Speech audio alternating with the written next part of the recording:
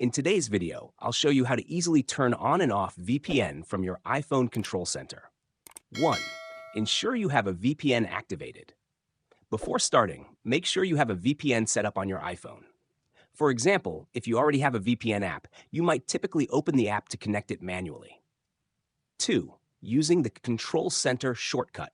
On the latest iOS update, you can now control your VPN directly from the Control Center. Open the Control Center by swiping down from the top right corner of your screen.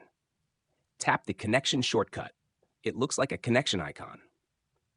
At the bottom of the menu, select VPN to connect or disconnect it instantly. Once connected, the VPN will show an active status. To disconnect, simply tap the shortcut again and turn it off. 3. Adding the connection shortcut to Control Center.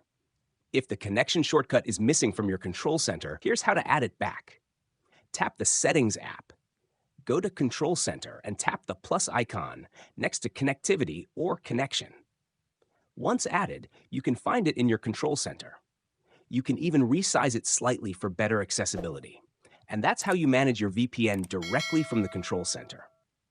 If you found this video helpful, don't forget to like and subscribe for more tips like this. Thanks for watching.